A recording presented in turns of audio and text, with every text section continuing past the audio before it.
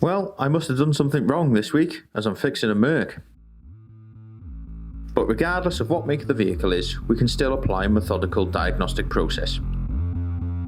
Once I managed to turn the vehicle's ignition on, I could confirm the customer's concern, which was lower radiator shutters inoperative. So I guess they must mean these vents down here. Very posh.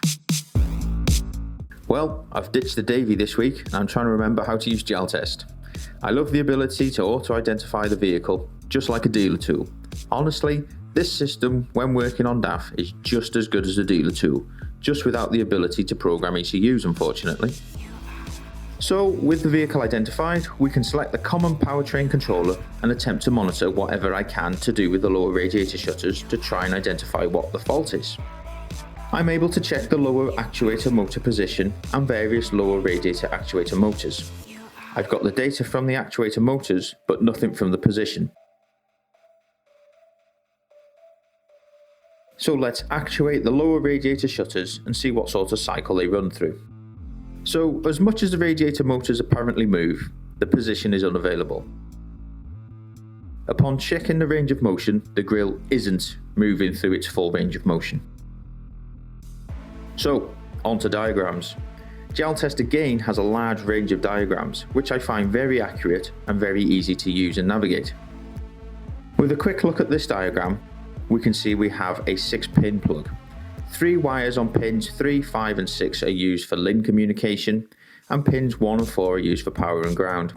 It looks like a module one end and then 4 wires into something else the other.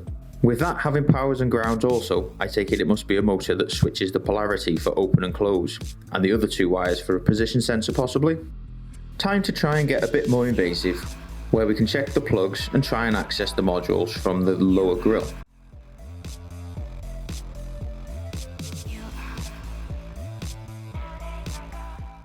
So I've identified the plug here and I can check it for corrosion. None of the pins look corroded, and as per the diagram, the pin configuration is correct. I have had a look at what holds the lower grille radiator shutters in, and it seems very little, so I'm going to take it out. This ADAS or ABS ECU bracket was tight, but we got it off eventually.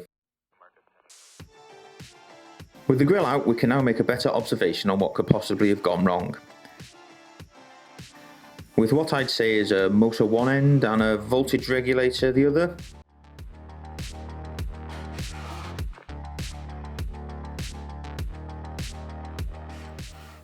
I decided to check powers and grounds and also show the apprentice what the LIN signal looks like and how it's used for communication like CAN, but from ground to 12 volts. With various blank faces, I gave up and cracked on. Unfortunately, by unplugging the lower radiator shutter vents and plugging them back in, the unit had decided to now function correctly. You would be crazy to think by unplugging it and plugging it back in means you've fixed it. Just like people who think clearing fault codes is fixing a vehicle, but don't get me started on that. I wasn't taking any chances, so with a fixed right first time mentality, a new unit was quickly collected. I'm just going to refit the grille for now, as I want to test the theory that it will function correctly and the fault will clear from the dash. And who knows, I might even do more videos on foreign products. So once again, I need to auto-identify the vehicle, select my model, select CPC and go to Actuate Components. For a start, the vehicle knows it's closed this time instead of the status of unavailable.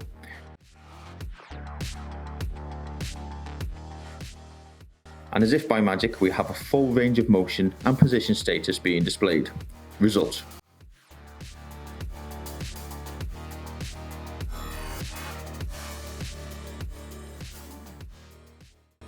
So now it's time to slap the front of the truck back on with the very few fixings that actually hold it together. Have an argument with these rubber strips in the front grille and check that the warning on the display has gone.